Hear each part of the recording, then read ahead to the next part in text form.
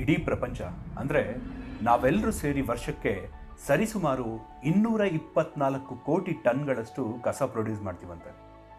ಅದರಲ್ಲಿ ಕೆಲವು ನೆಸೆಸಿಟಿ ಆದರೆ, ಹಲವು ಅಲಂಕಾರಕ್ಕೆ, ಆಸೆಗಳಿಗೆ, ಇನ್ನೂ ಹಲವು ಅಹಂಕಾರ, ಅದೇ ನನ್ನ ಸ್ಟೇಟಸ್ ದೊಡ್ಡದು ಅಂತ ತೋರಿಸ್ಕೊಳ್ಳೋದಕ್ಕೆ ಬಳಸ್ತೀವಿ. ಬೇರೆಯವ್ರ ಕತೆ ಬಿಟ್ಟರೆ ನಾವು ಭಾರತದಲ್ಲಿ 10 ಲಕ್ಷ ಟನ್ನಷ್ಟು ಟೆಕ್ಸ್ಟೈಲ್ ವೇಸ್ಟ್ ಮತ್ತು 20 ಲಕ್ಷ ಟನ್ನಷ್ಟು ಇ ವೇಸ್ಟ್ ಪ್ರೊಡ್ಯೂಸ್ ಮಾಡ್ತಿದ್ದೀವಿ.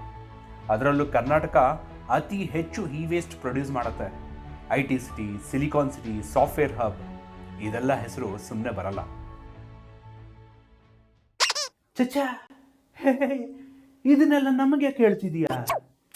ನೋಡಪ್ಪ, ನಾವಂತೂ ಏನಿಲ್ಲ, ವರ್ಷಕ್ಕೊಂದು ಫೋನು, ನನಗೆ, ನನ್ನ ಹೆಂಡತಿಗೆ, ನನ್ನ ಮಕ್ಕಳಿಗೆ ಅಂತ 3 ಕಾರು, ಏನೋ ಹಾಲು, ತರಕಾರಿ ಮತ್ತು ಈ ಸಿಗರೇಟು ತರಕ್ಕೆ 1-2 ಬೈಕು. ಇಷ್ಟಕ್ಕೆ ಭೂಮಿ ಮೇಲಿರೋ ಕಸ ಎಲ್ಲ ನಾನೇ ತಂದಿದ್ದೀನಿ ಅನ್ನೋ ಥರ ಮಾತಾಡ್ತಿದ್ಯಾ? ಇಲ್ಲ, ತಪ್ಪು. ನಿಜ, ಬರೀ ನಿಮ್ಮಿಂದ ಏನೂ ಪ್ರಾಬ್ಲಮ್ ಆಗ್ತಾ ಇಲ್ಲ. ಆದರೆ ನಿಮ್ಮ ಥರ ಎಷ್ಟು ಜನ ಇದ್ದಾರೆ ಹೇಳಿ, ಅವರೆಲ್ಲ ಇದನ್ನೇ ಮಾಡಿದ್ರೆ ಆ ಒಂದು 100 ಆಗಿ, 100,000 ಆಗಿ, 1000 ಲಕ್ಷ ಕೋಟಿಗಳಾಗಿ ಇಡೀ ಭೂಮಿಯ ವಿನಾಶಕ್ಕೆ ಕಾರಣ ಆಗ್ತದೆ. ಎಲ್ಲರಿಗೂ ನಮಸ್ಕಾರ ಹೇಳ್ತಾ, ಇವತ್ತಿಗೂ ಪ್ರಸ್ತುತವಾಗಿರೋ ನಿತ್ಯದ ಸಮಸ್ಯೆಗಳಿಗೆ ಎಂದೋ ಬರೆದಿರೋ ಪುಸ್ತಕದ ಸಾಲುಗಳಲ್ಲಿ ಸತ್ಯ ತಿಳಿಸಿರೋ ಸಾಹಿತ್ಯದ ಸುಂದರ ಸಾರವನ್ನ ನಿಮ್ಮವರೆಗೂ ತಲುಪಿಸೋದೇ ನಮ್ಮ ಕೆಲಸ.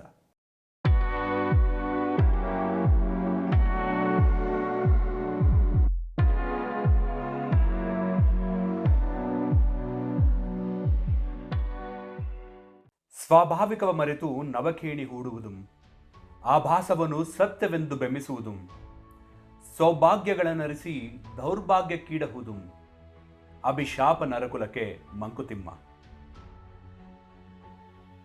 ಅಂದ್ರೆ ಸ್ವಾಭಾವಿಕವಾದದನ್ನ ಬಿಟ್ಟು ಆಕಾಶಕ್ಕೆ ಏಣಿ ಹಾಕೋದು, ಸುಳ್ಳನ್ನೇ ಸತ್ಯ ಅಂತ ನಂಬಿ ಭ್ರಮೇಲಿರೋದು, ಒಳ್ಳೇದಾಗುತ್ತೆ ಅಂತ ನಂಬಿ ಕೆಟ್ಟದರ ಹಿಂದೆ ಹೋಗೋದು ಮನುಷ್ಯನಿಗಿರೋ ಶಾಪ. ಆಸೆ ಮತ್ತು ಅನಿವಾರ್ಯತೆ ನಡುವೆ ತುಂಬ ದೊಡ್ಡ ಗೆರೆ ಏನಿಲ್ಲ, ಸಣ್ಣದೇ. ಆದರೆ ಅದನ್ನು ಎಳಿಬೇಕಿರೋದು ನಾವೇನೆ. ಸ್ವಾಭಾವಿಕವಾದದನ್ನು ಬಿಟ್ಟು ಆಕಾಶಕ್ಕೆ ಏಣಿ ಹಾಕೋದು. ಬೆಂಗಳೂರಲ್ಲಿ ವಾಸ ಮಾಡೋರಿಗೆ ಗೊತ್ತಿದೆ 10 ವರ್ಷಗಳ ಕೆಳಗೆ ಈ ಸಿಟಿ ಹೇಗಿತ್ತು ಅಂತ. ತಣ್ಣಗೂ ಇರದೆ, ಬೆಚ್ಚಗೂ ಇರದೆ ಎಷ್ಟು ಹಿತವಾಗಿತ್ತು. ಆದರೆ ಈಗ ಇಂಡಸ್ಟ್ರೀಸ್ ಹಾಗೂ ವಾಹನಗಳಿಂದ ಹೊಗೆ, ಧೂಳು ಹೊರಗೆ ಬಿಟ್ವಿ. ಗಾಳಿ ಪೊಲ್ಯೂಟ್ ಆಯಿತು. ತಂಪಾಗಿರಬೇಕು ಅಂತ AC, ಫ್ರಿಜ್ ಬಳಸಿದ್ವಿ. ಅದರಿಂದ ನಿಜವಾಗ್ಲೂ ಸೂರ್ಯನ ಬಿಸಿ ಕಿರಣಗಳನ್ನು ತಡಿತಿದ್ದ ಓಝೋನ್ ಹಾಳಾಯಿತು. ಒಟ್ನಲ್ಲಿ ಇರೋದನ್ನ ಇನ್ನೇನೋ ಮಾಡಕ್ ಹೋಗಿ ನಮ್ಮ ಅಂತ್ಯನ ನಾವೇ ಬರ್ಕೋತಾ ಇದ್ದೀವಿ. ಯಾವನಯ್ಯ ಇವನ? ಮೊದಲು ಕಲ್ಲು ಕುಟ್ಟಿ ಕುಟ್ಟಿ ಬೆಂಕಿ ಬರ್ಸಿದ್ರಂತೆ ಗೆಡ್ಡೆ ಗೆಣಸು ಸುಡಕ್ಕೆ. ಈಗ ಗ್ಯಾಸು, ಫೋನು, ಫ್ರಿಡ್ಜು, ಫ್ಯಾನು, ಎಷ್ಟು ಫೆಸಿಲಿಟಿ. ದಡ್ಡ, ಹಿಂಗೆ ಕತೆ ಹೇಳ್ಕೊಂಡು ಇಲ್ಲೇ ಇದ್ದು ಬಿಡು, ನಾವು ಹೋಯ್ತೀವಿ ಬೇರೆ ಗ್ರಹಕ್ಕೆ. ಮನುಷ್ಯ ತಾನು ಸಾಧನೆ ಅಂತ ಅಂದ್ಕೊಂಡಿರೋದೆಲ್ಲ ನಿಜವಾಗ್ಲೂ ಸಾಧನೆನೇ ಆಗಿದ್ರೆ ಇವತ್ತು ಎಲ್ಲ ಇರೋ ಭೂಮಿನ ಬಿಟ್ಟು ಮಾರ್ಸ್ನಲ್ಲೋ ಅಥವಾ ಇನ್ನೆಲ್ಲಾದ್ರೂ ವಾಸಕ್ಕೆ ಯೋಗ್ಯವಾದ ಜಾಗ ಸಿಗುತ್ತಾ ಅಂತ ಹುಡುಕ್ತಿರ್ಲಿಲ್ಲ. ಇದೇ ಪ್ರಯತ್ನದಲ್ಲಿ ಭೂಮಿ ಮೇಲೆ ಅಷ್ಟೇ ಅಲ್ಲ, ಬಾಹ್ಯಾಕಾಶದಲ್ಲೂ ನಾವು ಬರೀ ಕಸನೇ ತುಂಬಿದೀವಿ. I mean space debris. ಬಹುಶಃ ಅದೇ ನಮ್ಮ ಸಾಧನೆ. ಸುಳ್ಳನ್ನೇ ಸತ್ಯ ಅಂತ ನಂಬಿ ಭ್ರಮೇಲಿರೋದು. ಒಂದೂರಲ್ಲಿ ಎಲ್ಲರೂ ಕಾಡಿಗೆ ಹೋಗಿ ಕಟ್ಟಿಗೆ ತಂದು ಮಾರ್ತಿದ್ರು. ತುಂಬಾ ಕಷ್ಟಪಡದೆ ಎಲ್ಲರೂ ಕಾಡಿನ ಅಂಚಿನಿಂದನೇ ಮರಗಳನ್ನ ಕಡಿದು ತರ್ತಾ ಇದ್ರು. ಆದ್ರೆ ಒಬ್ಬ ಬುದ್ಧಿವಂತ ಮಾತ್ರ ಇನ್ನೂ ಸ್ವಲ್ಪ ದೂರ ಕಾಡೊಳಗೋಗಿ ನೋಡೋಣ ಅಂತ ಧೈರ್ಯ ಮಾಡಿ ಮುಂದೆ ಹೋಗ್ತಾನೆ. ಅಲ್ಲಿ ಅವನಿಗೆ ಶ್ರೀಗಂಧದ ಮರಗಳು ಸಿಗುತ್ತೆ. ಅವನು ಎಲ್ಲರಿಗಿಂತ ಶ್ರೀಮಂತ ಆಗ್ತಾನೆ. ಮತ್ತೆ ಸ್ವಲ್ಪ ದಿನಕ್ಕೆ ಅವನಿಗೆ ಇನ್ನೂ ಕಾಡೊಳಗೆ ಹೋದ್ರೆ ಏನಿರ್ಬೋದು ಅನ್ನೋ ಕುತೂಹಲ, ಆಸೆ, ಅಂದ್ರೆ ದುರಾಸೆ ಜಾಸ್ತಿ ಆಗತ್ತೆ. ಹಾಗೆ ಒಂದಿನ ಕಾಡೊಳಗೆ ತುಂಬಾ ದೂರ ಹೋಗ್ತಾನೆ. ಎಷ್ಟೇ ಒಳಗೆ ಹೋದ್ರೂ ಅವನಿಗೆ ಬೇಕಾದ್ದು ಏನೂ ಸಿಗಲ್ಲ. ಹಠ ಬಿಡದೆ ತುಂಬ ದೂರ ಒಳಗೆ ಬಂದ್ಬಿಡ್ತಾನೆ. ಅವನು ಬಂದ ದಾರಿ ಅವನಿಗೆ ಗೊತ್ತಾಗಲ್ಲ. ಸುತ್ತ ಇರೋ ದಟ್ಟವಾದ ಕಾಡು ಅವನಿಗೆ ದಾರಿ ತಪ್ಪಿಸುತ್ತೆ. ಸುಸ್ತಾಗಿ ಅಲ್ಲೇ ಮರದ ಕೆಳಗೆ ಕೂತ್ಕೋತಾನೆ. ದೂರದಲ್ಲಿ ಪ್ರಾಣಿಗಳು ಕೂಗ್ತಿರೋದು ಭಯ ಹುಟ್ಟಿಸುತ್ತೆ. ಯೋಚನೆ ಮಾಡ್ತಾನೆ, ನನಗೆ ಬೇಕಾದಷ್ಟು ಮರ ಅಲ್ಲೇ ಇತ್ತು, ಇನ್ನೂ ತುಂಬಾ ಕಾಲ ಆರಾಮಾಗಿ ಜೀವನ ಮಾಡ್ಬೋದಿತ್ತು, ಅದನ್ನು ಬಿಟ್ಟು ಹೀಗೆ ಇಲ್ಲಿ ಯಾಕೆ ಬಂದು ಸಿಕ್ಕಾಕೊಂಡೆ ಅಂತ. ಸುಳ್ಳನ್ನೇ ಸತ್ಯ ಅನ್ನೋ ಭ್ರಮೆಯಲ್ಲಿ ನಾವೆಲ್ಲ ಕಾಡಿನೊಳಗೆ ತುಂಬಾ ದೂರ ಬಂದ್ಬಿಟ್ಟಿರ್ತೀವಿ. ಕೊನೆಗೆ ಎಲ್ಲ ಮುಗಿದ ಮೇಲೆ ಭ್ರಮ ನಿರಸನ ಅಂದ್ರೆ ರಿಯಲೈಸ್ ಆದಮೇಲೆ ಸತ್ಯ ಸುಳ್ಳಿನ ತಿಳುವಳಿಕೆ ಆಗುತ್ತೆ. ಆದರೆ ಅಷ್ಟರಲ್ಲಿ ಆ ಸುಳ್ಳಿನ ಸುಳಿ ನಮ್ಮನ್ನ ಸಂಪೂರ್ಣ ಮುಳುಗಿಸಿರುತ್ತೆ. ಒಳ್ಳೇದಾಗುತ್ತೆ ಅಂತ ನಂಬಿ ಕೆಟ್ಟದ್ರ ಹಿಂದೆ ಹೋಗೋದು. ಮನೇಲಿ ಟಿವಿ ಇದೆ, ಹಾಳಾಯ್ತು, ಹೊಸ ತಂದ್ವಿ, ಇದು ಅನಿವಾರ್ಯತೆ.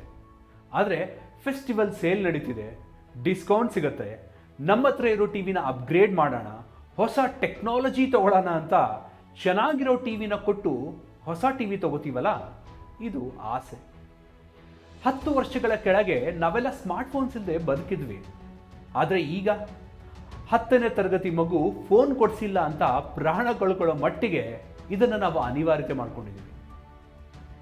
ವಸ್ತು ಯಾವುದೇ ಆದರೂ ನಾವು ಅದನ್ನು ಬಳಸಬೇಕು, ಅದು ನಮ್ಮನ್ನು ಬಳಸಬಾರ್ದು.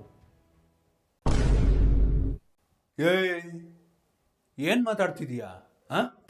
ಅದು ನನ್ನ ದುಡ್ಡು, ನಮ್ಮಪ್ಪ ದುಡ್ದು ಬೆಟ್ಟ ಕಟ್ಟಿದಾನೆ, ಅದರಲ್ಲಿ ನಾನು ನನ್ನ ಮಕ್ಕಳು ಏನ್ ಬೇಕಾದ್ರೂ ಮಾಡ್ಕೋತೀವಿ, ನಿಂದೇನೋ ಮಧ್ಯದಲ್ಲಿ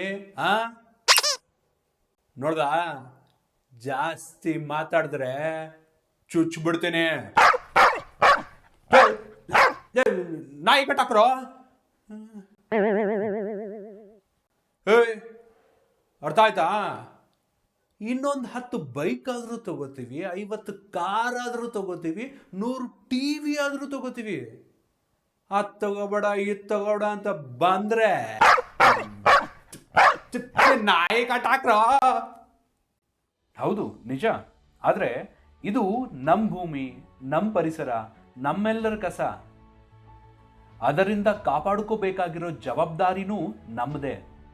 ಹಕ್ಕು ಚಲಾಯಿಸೋ ಭರದಲ್ಲಿ ಜವಾಬ್ದಾರಿ ಮರಿಬಾರ್ದು. Evolution is when we move towards progress, not distress. ಅವಶ್ಯಕತೆ ಇಲ್ಲದ ಐಶ್ವರ್ಯ ಯಾವತ್ತೂ ನೆಮ್ಮದಿ ತರಲ್ಲ. ಮನುಷ್ಯನಿಗಿರೋ ಶಾಪ. ಪ್ರಾಣಿ ಸಂಕುಲದಲ್ಲೇ ಪ್ರಕೃತಿನ ಅರ್ಥ ಮಾಡ್ಕೊಳ್ಳೋ ಬುದ್ಧಿಶಕ್ತಿ ಮನುಷ್ಯನಿಗೆ ಮಾತ್ರ ಇದೆ ಅಂತ ಹೆಮ್ಮೆ ಪಡ್ತೀವಿ.